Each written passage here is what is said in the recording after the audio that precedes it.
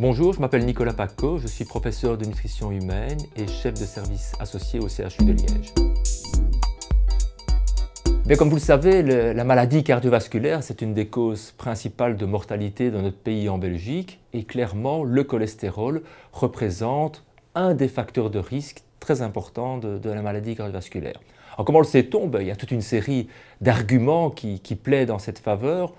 Un des plus simples à comprendre, c'est lorsque l'on regarde chez une personne qui a fait par exemple un infarctus du myocarde, une crise cardiaque, et qu'on regarde la lésion, eh bien on retrouve au niveau de l'artère coronaire des grandes quantités de cholestérol. Et par ailleurs, si on fait des expérimentations chez l'animal, on peut très facilement reproduire ces lésions par des surcharges en cholestérol. Enfin, un autre argument assez fort, c'est lorsque l'on diminue le niveau de cholestérol par des mesures thérapeutiques, soit par des régimes, soit le plus souvent par des médicaments, eh bien on va également réduire de façon très importante la maladie cardiovasculaire. Tout d'abord, ce qu'il faut dire, c'est que le cholestérol, on en a besoin. C'est une substance indispensable à la vie. Le cholestérol fait par exemple partie des membranes biologiques de nos cellules. Le cholestérol est le précurseur de toute une série de substances, d'hormones, donc on a besoin de cholestérol. Et d'autre part, le cholestérol, on peut le fabriquer parfaitement, mais on peut également le recevoir par l'alimentation. Donc il y a une forme de cholestérol, mais ce qui est important de comprendre, c'est que dans le sang, le cholestérol va se scinder en deux grandes formes différentes. Une forme qui va aller vers les cellules, qui va donc apporter le cholestérol dans les cellules, et cette forme-là, lorsqu'elle est excessive, elle devient dangereuse. Et c'est ce qu'on pourrait appeler le mauvais cholestérol. Et d'autre part, il y a une autre forme qui, elle, va plutôt aller rechercher le cholestérol dans les cellules, le ramener vers le foie et l'éliminer, et cette forme-là est donc plutôt favorable.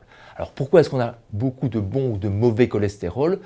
C'est essentiellement diététique et génétique. Diététique, c'est-à-dire que si on a une mauvaise alimentation, si on a une hygiène de vie peu favorable, trop de poids, pas assez de sport, on va plutôt avoir une forme de mauvais cholestérol excédentaire, alors que l'inverse, une bonne hygiène de vie va favoriser le bon cholestérol.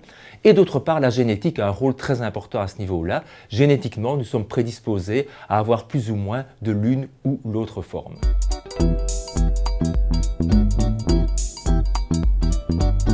C'est vrai que récemment, il y a eu plusieurs publications qui ont eu un succès certain, qui ont mis en cause fondamentalement le rôle du cholestérol dans la maladie cardiovasculaire et qui a également mis en cause le rôle de l'industrie pharmaceutique qui pourrait finalement instrumentaliser les médecins et faire en sorte que les médicaments contre le cholestérol sont trop prescrits.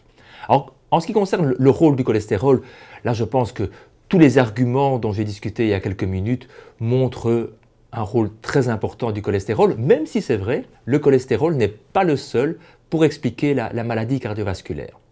Alors, en ce qui concerne le traitement, le traitement est basé sur des mesures diététiques qui sont importantes, mais qui sont, dans la majorité des cas, insuffisantes. Et donc, il faut recourir à des traitements médicamenteux, et notamment les médicaments de la classe des statines, qui sont parmi les plus prescrits en Belgique.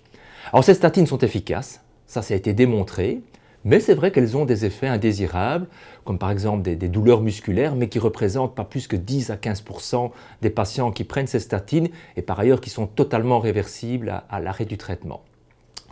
Un autre point qui a été souligné par les auteurs de ces publications, c'est que les statines étaient probablement trop prescrites. Alors c'est vrai et c'est pas vrai.